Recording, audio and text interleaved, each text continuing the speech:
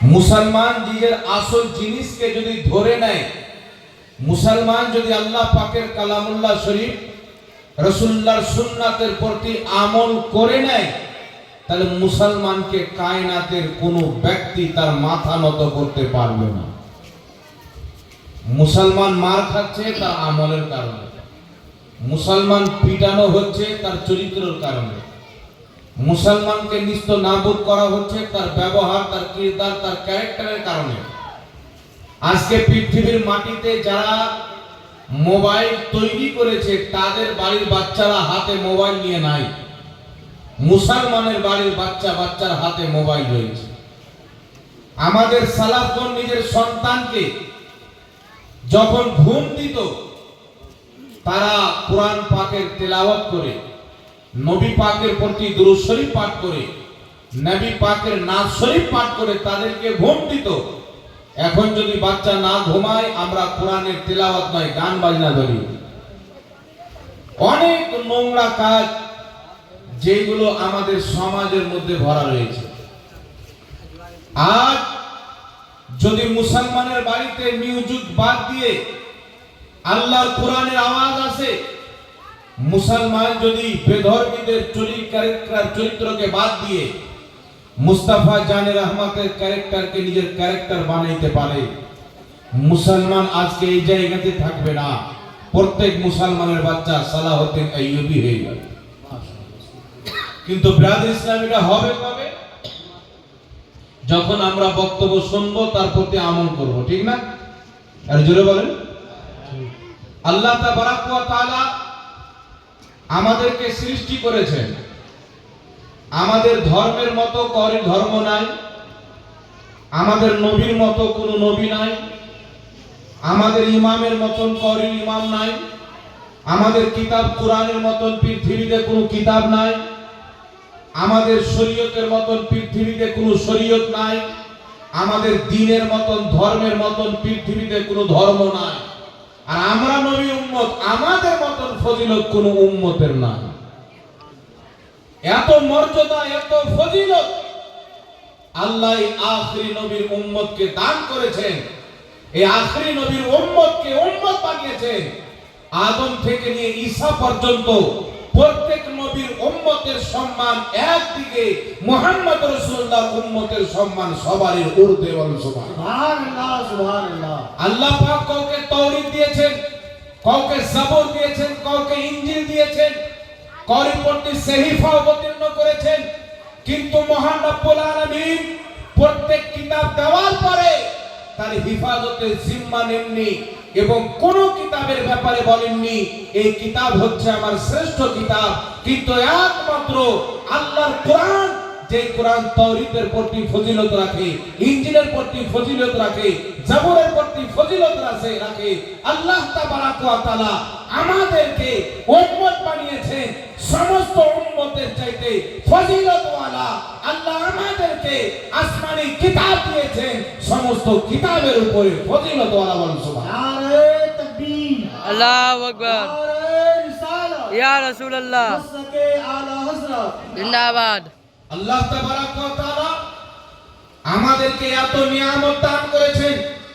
মহান রব্বুল আলামিন এই জাতিকে যে মুজাদ্দিদ দিয়েছেন, তো মুজাদ্দিদে আযম, মুফতি দিয়েছেন তো মুফতি আযম, মুহাদ্দিস তো মুহাদ্দিসে আযম, মুনাজির তো মুনাজিরে আযম।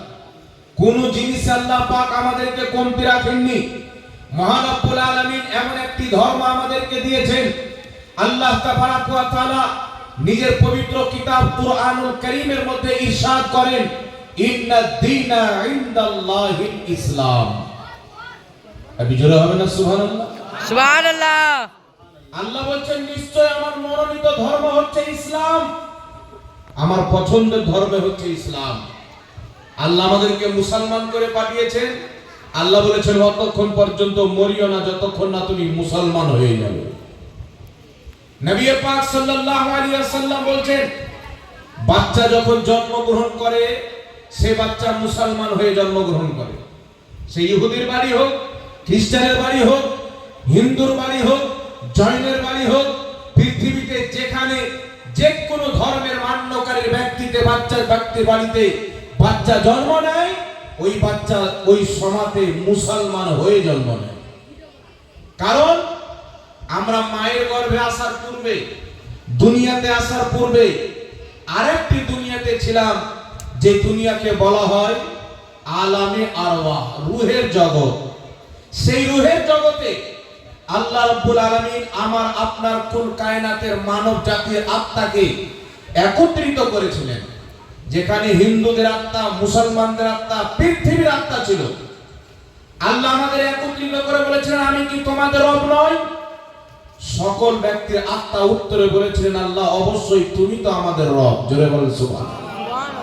তো আত্মার জগতে আল্লাহকে রব মানার কারণে প্রত্যেক মুসলমান, প্রত্যেক মুসলিম, পৃথিবীতে আজকে যারা ইহুদি হয়েছে, খ্রিস্টান হয়েছে, নাসারা হয়েছে, শিখ হয়েছে, বৌদ্ধ হয়েছে, কিন্তু প্রত্যেক ব্যক্তি যাদের আত্মা তাদের যখন রূহের জগতে ছিল, ওই আত্মার জগতে আমার এক আল্লাহকে মেনে তারা মুসলমান ছিল। জোরে বলেন সুবহানাল্লাহ।